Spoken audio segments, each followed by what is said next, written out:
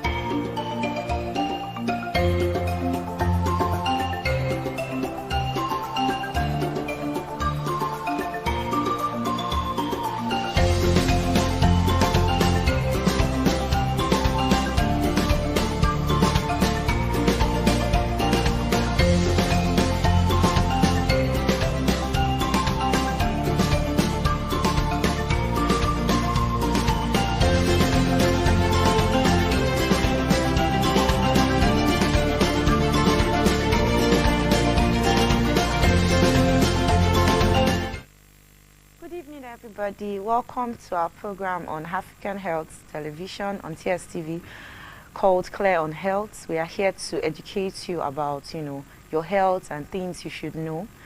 Thank you so much for joining us today.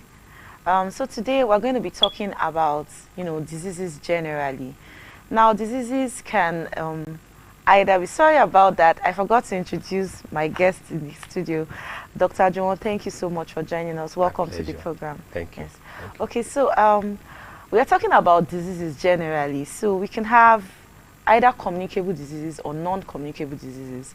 What that means is that it's either the disease can easily be spread from one person to the other, or it can't be spread from the next one person to the other. Now, for non-communicable diseases, which is going to be our focus for today's program, these are diseases that cannot be spread from one person to the other, and they are non-infectious. They are usually chronic diseases. That means they last for a long period of time, and there are a lot of them. There are diverse numbers of them. Now, non-communicable disease can be made up of a combination of both physiological, genetic, environmental, and lifestyle factors all coming together. Globally, according to World Health Organizations, non-communicable disease kills about 41 million people each year. That's about 71% of all deaths globally each year. Each year we have 15 million people that die from non-communicable diseases between the ages of 30 and 69. This is 85% of this premature death occurs in low and medium income countries. Now, 77% of all non-communicable diseases deaths are in low and medium income countries. Now, broadly classified, we can classify non-communicable diseases as cardiovascular diseases, cancers, respiratory diseases, and diabetes. These four diseases account for 80% of premature non-communicable disease deaths globally. Now, you have other types of non-communicable diseases that are outside these classifications. They are numerous. You have Alzheimer's, arthritis, osteoporosis, sickle cell, inflammatory bowel disease, Crohn's disease, ulcerative colitis. There are a lot of them. Any disease that cannot be transmitted from one person to the other is broadly classified as non-communicable diseases. Now, in Nigeria, in 2016, WHO estimated out of a total population of 186 million people, there was total number of deaths was 2.1268 million. Now, non-communicable disease accounted for 29% of all deaths that year. Under that, we had cardiovascular disease accounting for 11%, cancers accounting for 4%, chronic respiratory disease accounting for 2%, and diabetes accounting for 1%. Now, this goes to show the effect non-communicable disease has in our country, Nigeria, and even in the world at large. Now, broadly speaking, non-communicable diseases are caused by a lot of factors. Most of them are actually can be controlled. Now we have tobacco, physical inactivity, harmful use of alcohol, unhealthy diets. Now, people of all age groups, regions and countries can be affected by non-communicable diseases. It's not just limited to just a particular people from a region. Also, religion, social class does not stop a person from having non-communicable diseases. Now, it's believed that these diseases are driven by forces that include rapid unplanned urbanization, globalization of unhealthy lifestyle, and population aging. Unhealthy lifestyle and lack of physical activity may slow up in people may show up in people as raised blood pressure, increased blood glucose, elevated blood lipids, and obesity. Now, all these factors I just mentioned can be called metabolic risk factors. Well done, sir. So I just ran through a statistics of the effect of non-communicable diseases globally and in Nigeria. What do you have to say about non-communicable disease? Yes, thank you very much for having me again today. Yes, sir.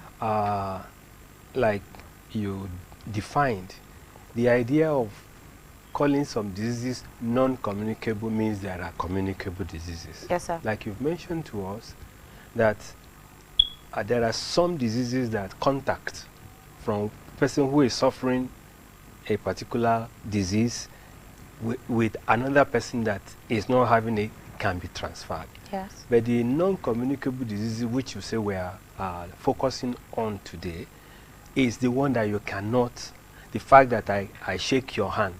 True, sir. Does not, and you have diabetes. Mm-hmm. It does not make me, or I'm not in any risk or danger of becoming. So those are the ones that are called non-communicable from one person to another. Now, why is it important?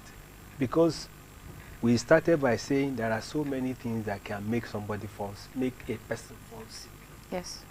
Now, sickness is not good for the person who is sick, is not good for the family, is not good for the society. So anything we can do to mitigate someone falling sick or getting diseased is important. And we know that prevention is better and is cheaper than cure. Sure. So that's the whole idea of calling attention to non-communicable diseases, because there are a few of them that are modifiable. Yes. The factors or the risk factors, you can do something about it. And if you just said of the total number of percentage of the total death, up to 71% yes. is caused by globally. these non-communicable diseases.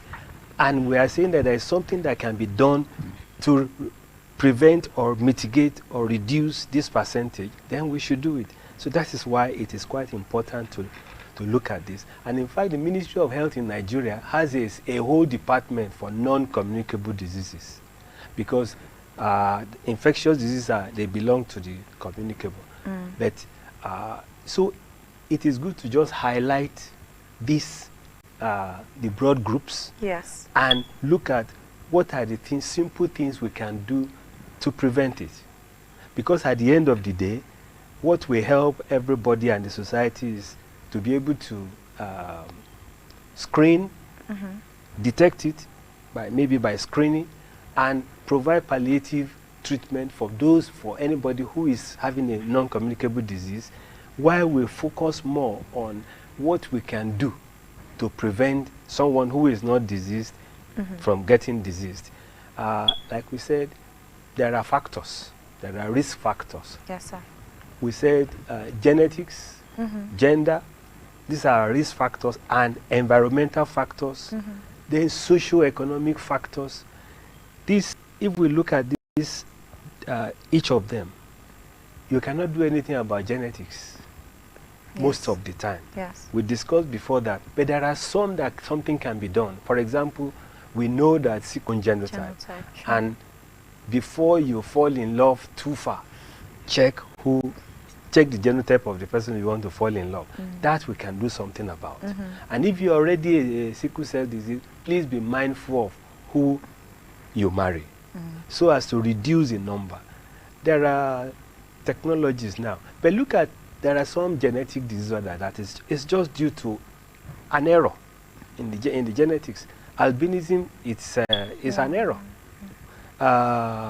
where some agent that is involved in the making of manufacturing of cells, the cell that gives us the color, the melanin, melanocytes. Something went wrong, and they just can't do that job. And the father is black, the mother is black, and the child comes out as Sonyibo because there are no dark pigmentation. So albinism. So there's nothing you can do about it, unless maybe you heard that there is somebody in your some family before. But usually such things won't come out until you get married. So there's nothing you can do about that. But if somebody has albinism, that is an albino, then there's something we can do, because it's not only are they disadvantaged that they can't see well when the light is too bright, they are also more prone to certain cancers, especially cancer of the skin. So there are things we can do to say, look, yes, this is an albino, please let us prevent the skin, protect the skin. So when it goes out, like, where do you work? It would be nice to look for work where there is not too much sun.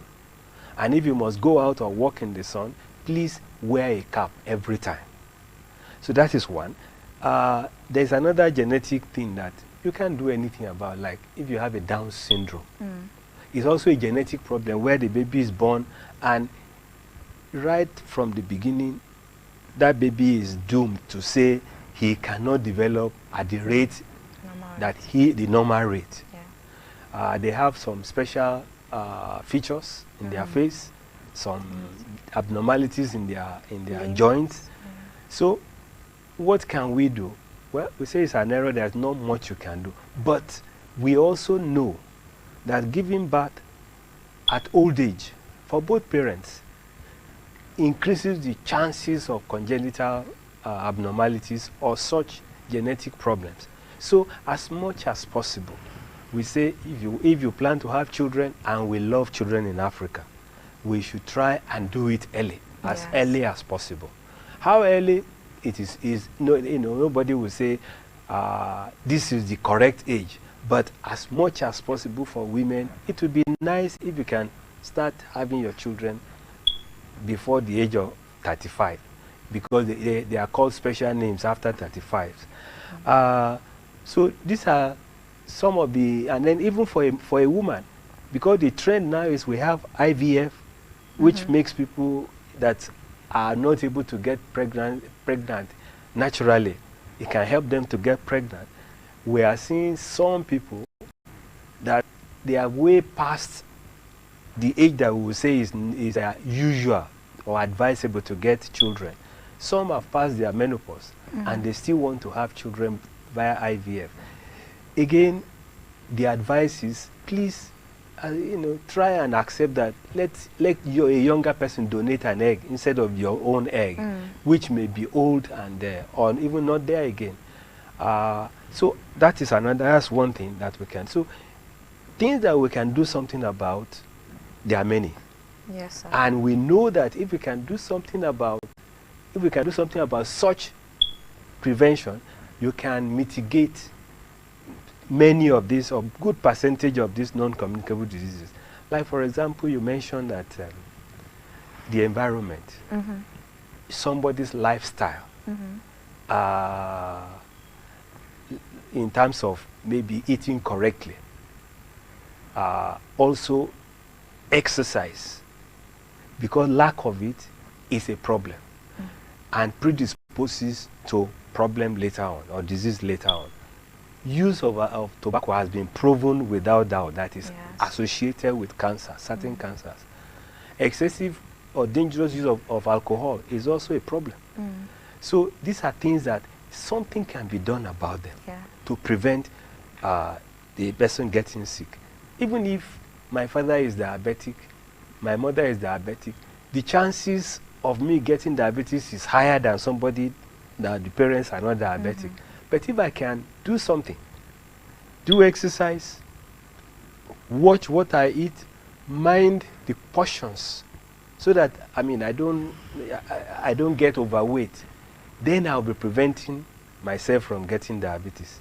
And the trend is no good, because children, right from the time they are in small age, toddlers, they are taken to school and taken back. Their schools, there are no fields, no football fields or fields where they can do physical exercise. And when they come back home, because of social reasons, security, mother is working, father is working, they are locked up in the house with a house help, and they are busy on the computer playing game, watching cartoon throughout. Whereas when we were growing up, they will have to force you to come back inside to come and eat or to come and sleep. You wanted to There was plenty of there are plenty of places to play and be active. But the danger or the trend is people are getting inactive and sedentary right from that age. So you find that even those of us that do not have tendency to fat, our children, are getting fat because they eat so much and they don't exercise. Yes, sir. So these are some of the things. There are more. Thank you so much, sir. We'll be going on a break now. The number to call when we come back is 0907-111-5342. Thank you.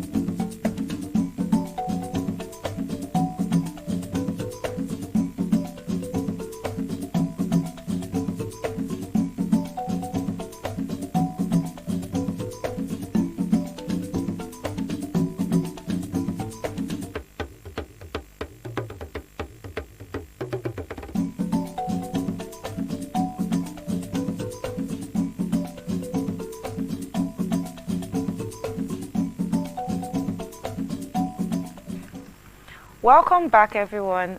Before we went on the break, we started talking about diseases in general. We broke it down into non-communicable and communicable diseases. And we went on to talk about certain statistics given by the world and currently about, the burden of non-communicable diseases globally and also in Nigeria. Before we went on the break, Dr. Joan was talking to us about the risk factors. Yes, sir. And then one of the forces that drives this disease, one of them is globalization of unhealthy lifestyle. And I saw that you were talking about a bit about lifestyle. So because these days we see that there is this glorification of certain kind of lifestyle. There's glorification of eating some kind of food. We rarely would advertise Ebola compared to the way we advertise shawarma and burger and, you know, some, you know, chicken meat roasted. These days, because of the urbanization, we are celebrating certain things that they do in the other world, you know, in abroad and all that, and we're trying to bring it in, and we're trying to get comfortable with it, and these things are actually affecting us. So, sir, you can go on. Yes, thank you. Sir. Again, as I said, I started with children going to school, preschool. Yeah, they are in crèche. From crèche, they will go to nursery. From nursery, and none of this place is emphasizing exercise. Yes. That is you know, is a big problem. Then everybody is migrating to the urban center, because in the village, everybody knows everybody. No money there. It is in the it is in the cities that employment is available, or even if you know how to do something, you will get more market if you are in the city. And what is going on in the city is there is no time for proper eating. There is no, everybody is rushing. Everybody is busy. Everybody is rushing. Traffic is not, it does not help, so you must wake up early. So there is no time to take proper breakfast, no time to take proper lunch. And maybe by the time you come back for dinner, it is anything because it's already late.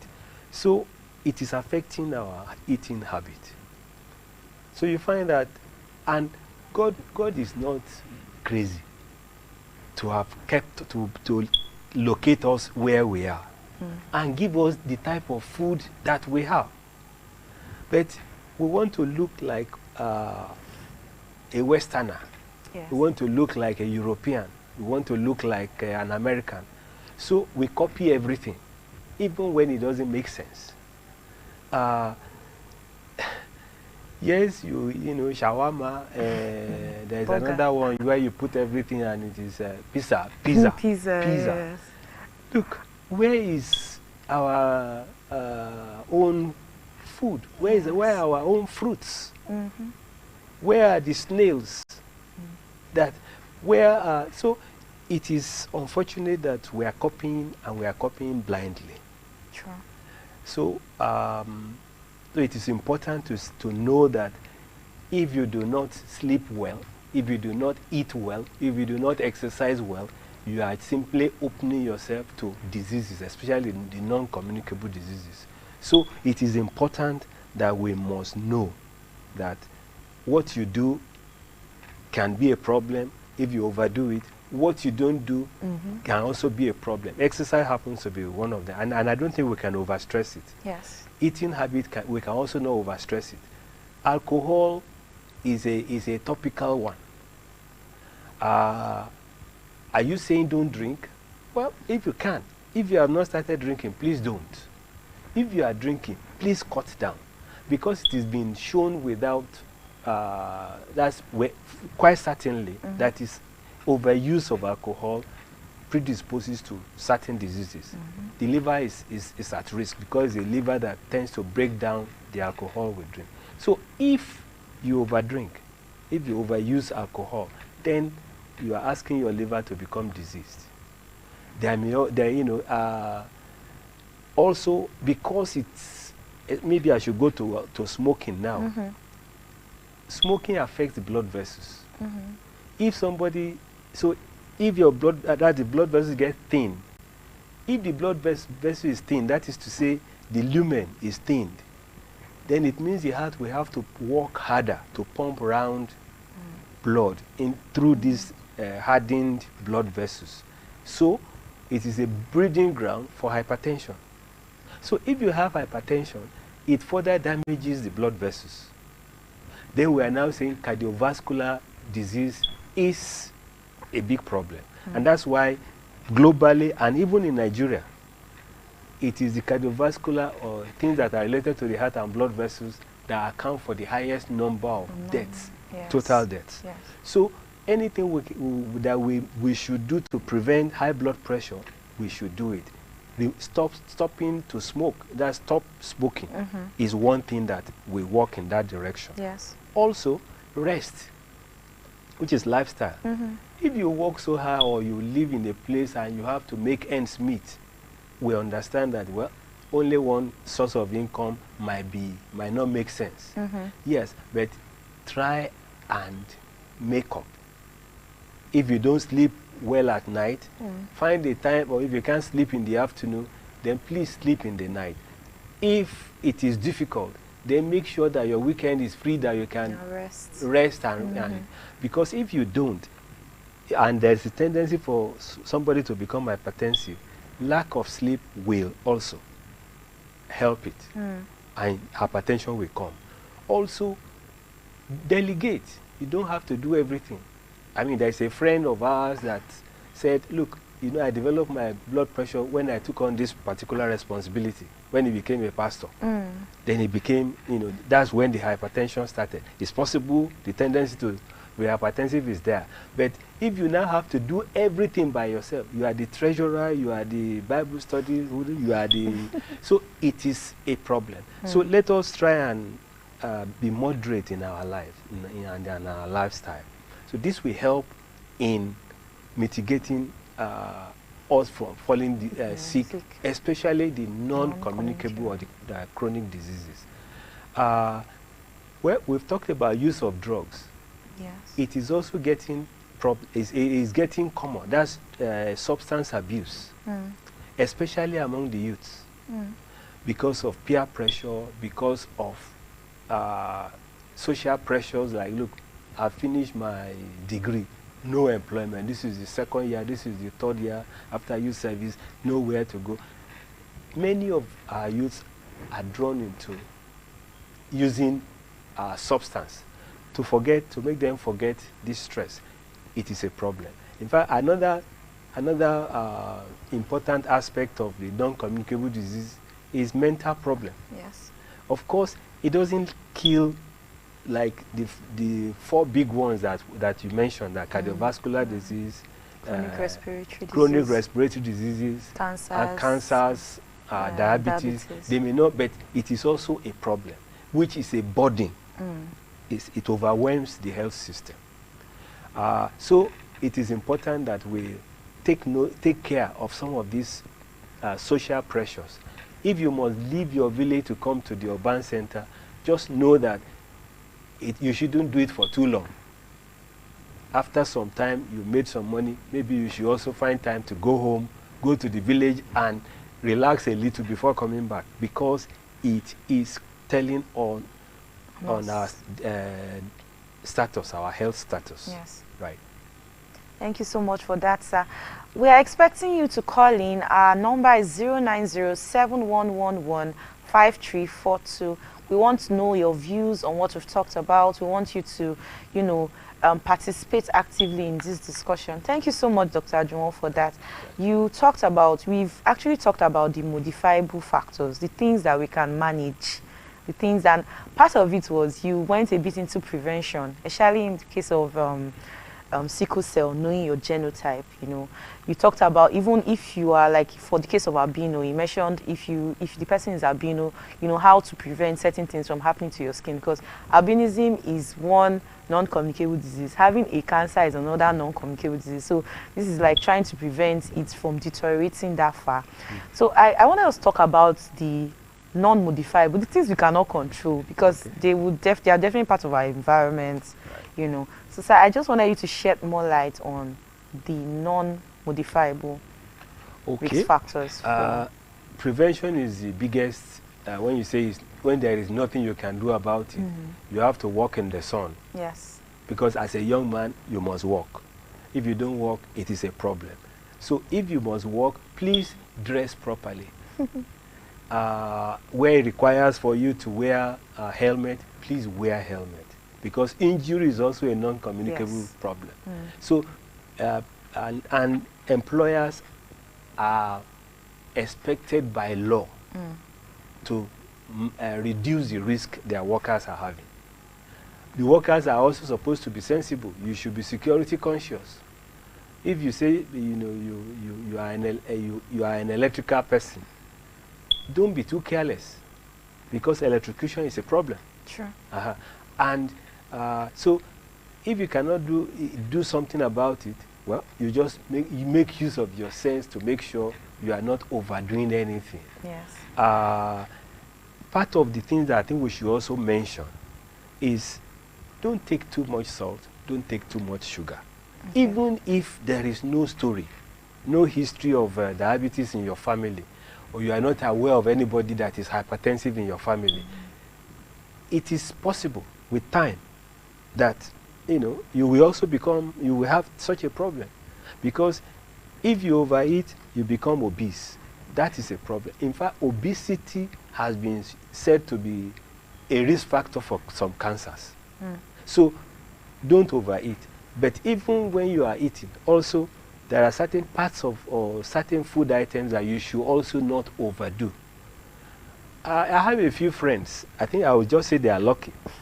They take several bottles of Coke in a day. And Coke is nothing more than sugar and water.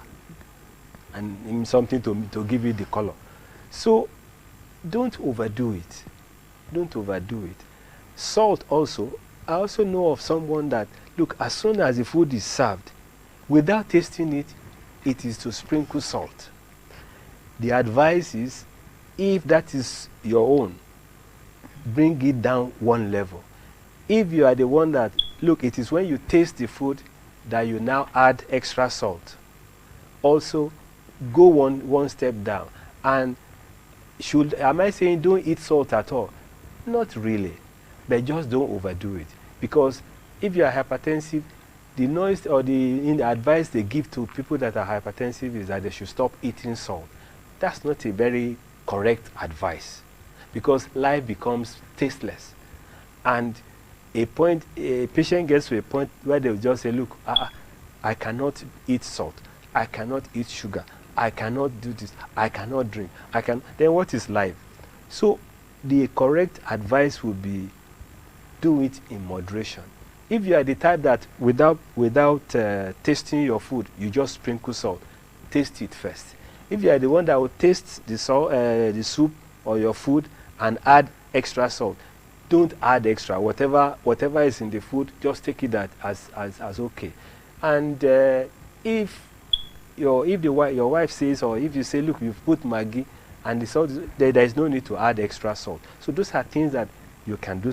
That's why people that are flying, they are every step they check everything, because human error can cause a lot of problem. So don't assume that you know it, you have been doing it for long. If you have to check, please check. So these are some of the things that we can do for, if you cannot prevent, like there is nothing you can do, you must walk. And when you are walking, you are exposed to certain professional hazards. Then try and reduce the hazard, minimize your risk, and take preventive measures. These are some of the things to do when there is nothing else that you can do. But the things that we can do, there are many. I think we should focus more on the things what you can do to change.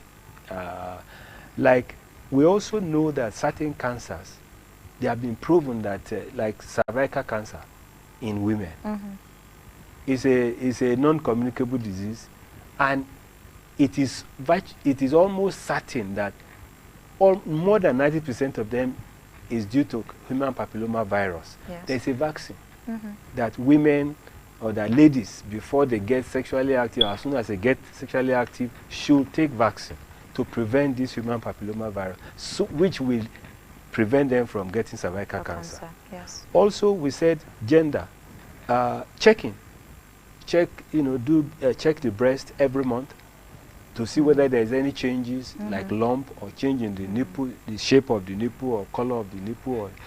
These are things that we can do something about. We should. I mean, you can't change your gender. You can't. But there are a few things that, like, as a man, prostate cancer of the prostate is the commonest cause of death in men. And majority, why it gets there, and it is something that you can actually, treat if it is detected early. Some people believe that fresh tomato is good. Take one every day, and that, you know, science is beginning to have a support for this, that, yeah, fresh tomato is good, but whether you like tomato or you don't like tomato, once you are above the age of 40, you should see just a checkup. One of them should be a yearly checking of PSA.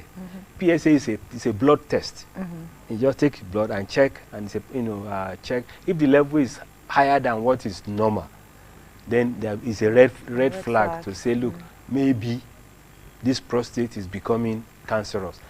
Every man is, you know, the prostate will get big after the age of 50. And you don't have to wait until the urine is no longer coming out. Just, you know, check this thing, because if it is just that the prostate will be big, that one can be sorted out. But when it becomes cancerous and there is no pain and there is no blood in the urine, before you detect it, it has already spread to so many places.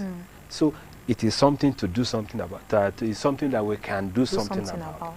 Also, if you are above 50, it is also proper that once a year, maybe you should just do occult test blood, or just to check for colonic cancers. Because, again, we do not want cancer to start. If they start, we pray that we should catch them early before they start spreading. So whatever we can do to prevent, it is advisable. Yes. Because since we are talking about the non-communicable diseases. Right. Okay. Okay, sir, thank you so much for that explanation. We appreciate you. Okay, thank you so much for listening. We'll be going on a break shortly. We'll come back. We're expecting your calls. Please do call in. Thank you. Which one have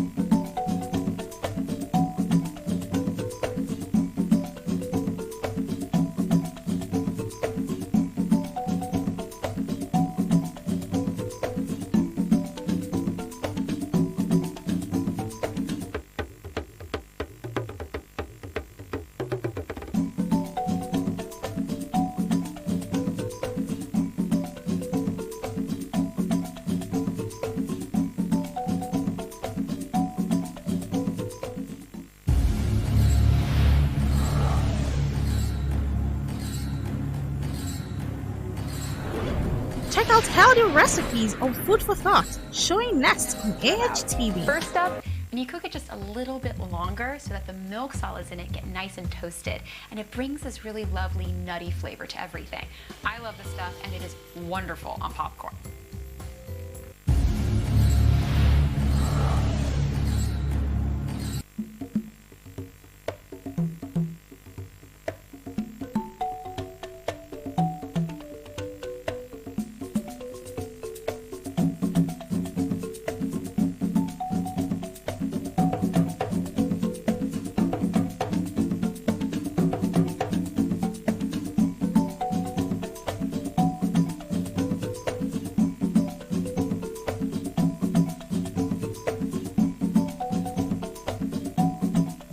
Hello everyone, welcome back to our program Clear on Health. We've been talking about non-communicable disease. With me in the studio is Dr. Juwon. He's been explaining about the risk factors or the things that can predispose people to have non-communicable diseases. We see that non-communicable diseases are diverse, there are a lot. They happen every day in our environment, and we want you to be aware of these diseases and find ways and make use of the things that are available in our environment to protect yourself from them. So, sir, we've started talking about the risk factors of non-communicable diseases. Okay, we're going to talk about the broad classifications of non-communicable diseases. Okay. Yes, sir. All right. At the beginning, you mentioned them. The broad classification, if you say order of importance, is cardiovascular. And when we talk about cardiovascular, we are saying heart. Related to the heart and the blood vessel is high blood pressure. But the heart itself, there is a disease that we were not seeing before. Some 60 years ago, It is not as if we didn't know how to diagnose it. Our teachers knew how to diagnose it. We had some basic instrument to diagnose heart attack. It was not there. But it's not the same thing in the last 25, 30 years. We are seeing heart attack now in Nigerians. And what we are also seeing that can explain it is that sedentary lifestyle is more. Bad eating habit is also more. Yes. So we now have young people developing hypertension without knowing about them. And they are also smoking. Now we are seeing a heart attack which in the hospital we will call it myocardial infarction or ischemic heart diseases. We are seeing that. So that, heart failure is also one of the cardiovascular diseases that can lead to death. Because we are saying we want to bring to the consciousness of the society some of the causes of these non-communicable diseases and point out things that we can do to reduce sickness or death from such diseases. So I mentioned hypertension, which is the commonest. I've mentioned heart failure now, and I've also mentioned heart attack. There are small differences between them. Then another thing that is also important is this respiratory chronic lung diseases, including asthma. A few people have tendency to develop asthma, and it is a spectrum. A few people just react; they have more tendency to react to things, and at the end of it is asthma. If it's down in the lung, that when they perceive some odors or some perfumes or scent or smoke or dust, the lungs simply, the muscles in the small muscles in the lung, they contract and block the normal free in and outflow of air. That's asthma. But before we get there, again, this is where to also mention to call the tobacco again, because tobacco also predisposes smokers to having bronchitis. And if you have bronchitis, it tends to come, depending on how much you smoke. But there are some that are related to weather. And if you have chronic inflammation in the lung, which is chronic bronchitis, eventually it can lead on to, especially if you don't do things to prevent these frequent attacks, you can have what we call chronic obstructive airways disease or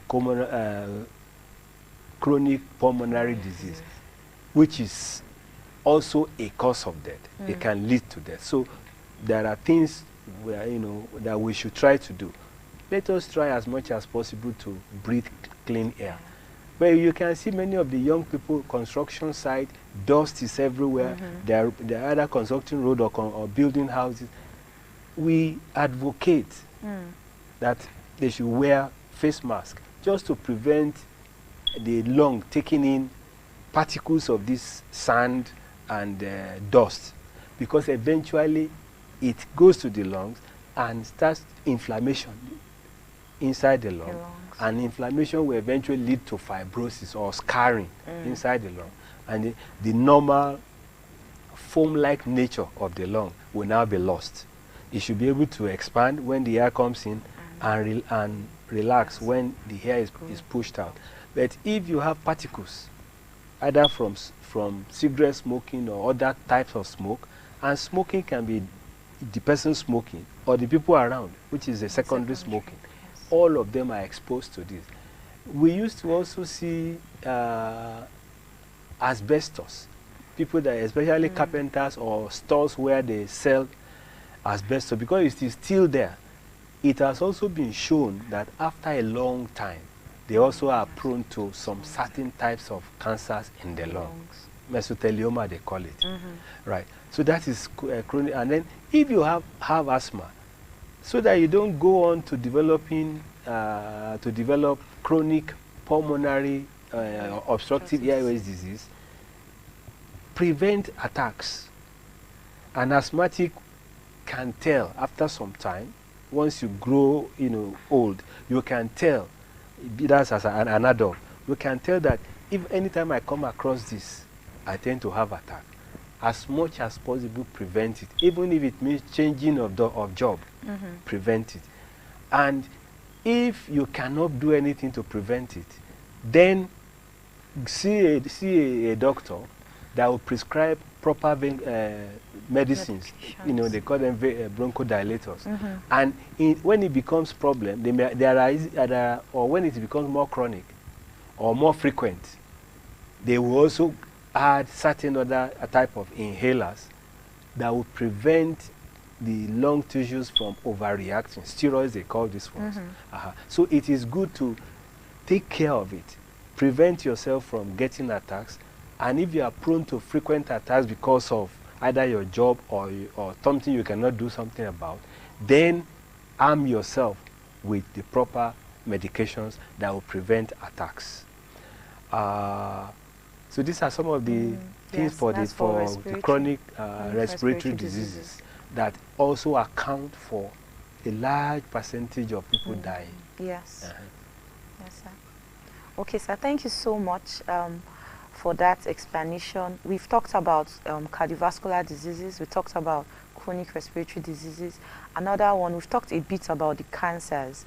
But we know that for males and for men and women, we have different cancers. A man cannot have breast cancer. No. A woman can have a man can have breast cancer, but it's more commoner in the women. Right. Then a woman cannot have prostate cancer. I think the woman doesn't have a prostate. Yeah, so we have some cancers that are specific for different genders. I would like you to just give us an overview of these cancers. All right. Yes. One thing that maybe I'll start with the breast. A man has no business in having a big breast. If you see any lump in your breast, more than 90% chance is that it is cancerous. So please, as a man, if you feel anything in your breast, don't waste time. Don't waste time. That's just the advice. So that because there is no reason why a man should have any swelling in the breast. If you are obese, or if you are involved in some certain sports, you will see that the breast enlargement is muscular. But if it is not muscular, and you can feel like a lump or any abnormality around your breast, please, as a man, don't waste time at all. Because more than 90% of times it will be cancer. The opposite is for the woman. More than 95% of breast lumps will be benign.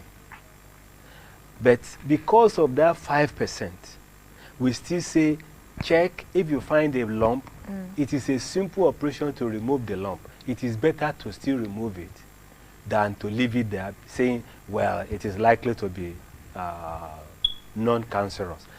Yes, for women, you have a latitude. But for a man, please, you have no business having any lump, any swelling in your breast. And if you can't explain, maybe it's hormonal, please let a doctor examine it to say that it is just hormonal, don't worry. Especially if it is only on one breast. That is dangerous.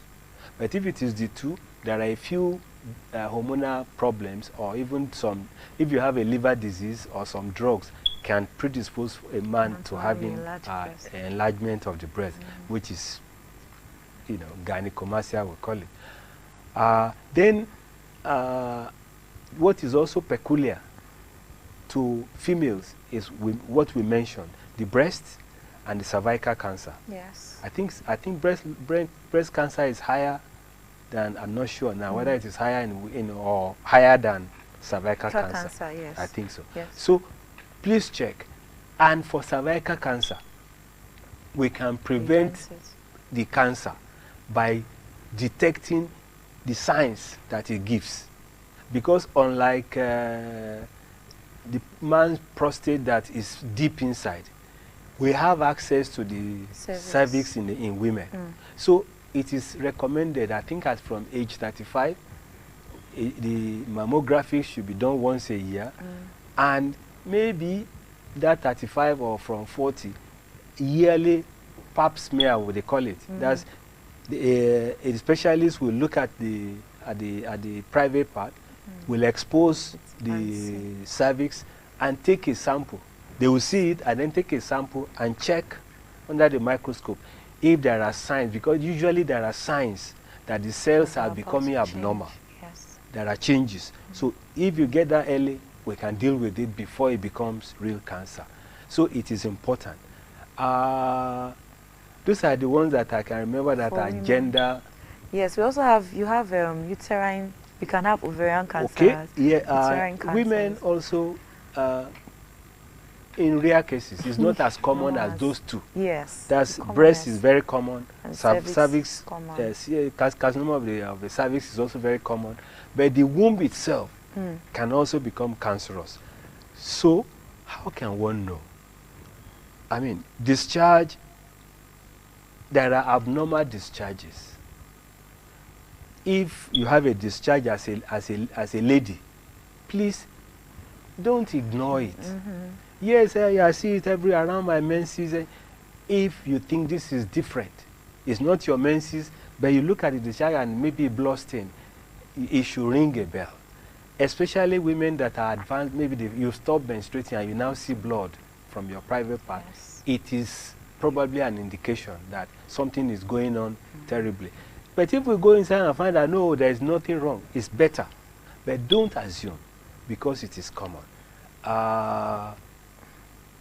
I think the other cancers are, it doesn't they are not respect gender any of that. they are not gender specific. And yes. any part of the body can become cancerous. Just that cancer is commoner in some, in certain organs more than the other. others.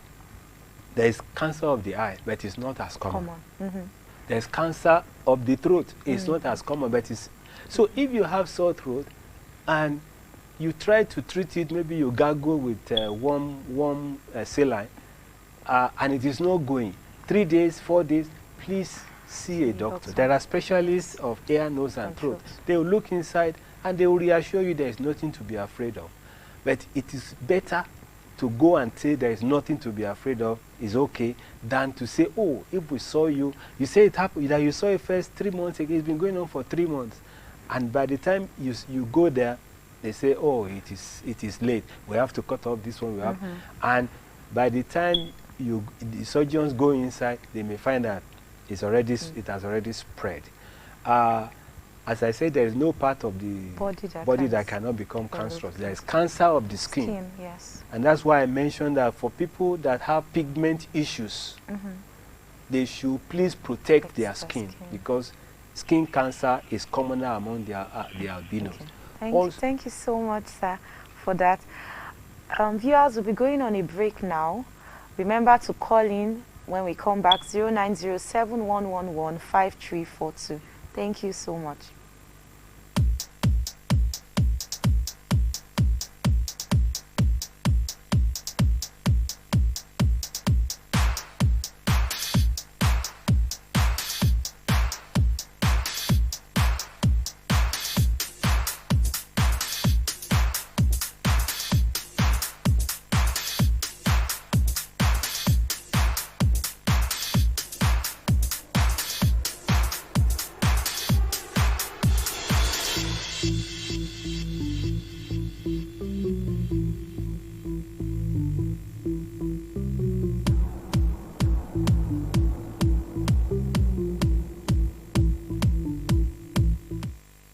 Welcome back to our program Clear on Health on African Health Television on TSTV.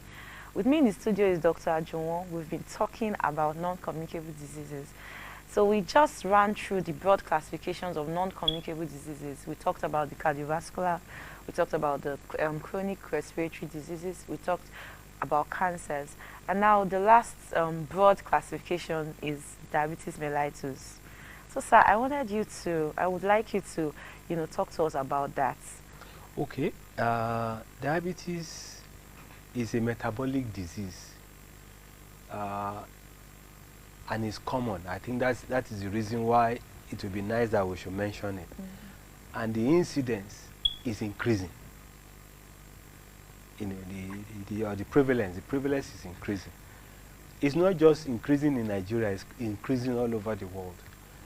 The explanation that seems possible and plausible is overweight is also increasing, and sedentary lifestyle is increasing. Those are probably the two factors that is causing the increase in the prevalence that we are seeing of diabetes. So we cannot overemphasize mind your weight by minding what goes into your mouth, especially the quantity. Yes. Because even if you are eating the correct food and you are overeating it, you are just asking your body to lay it as fat.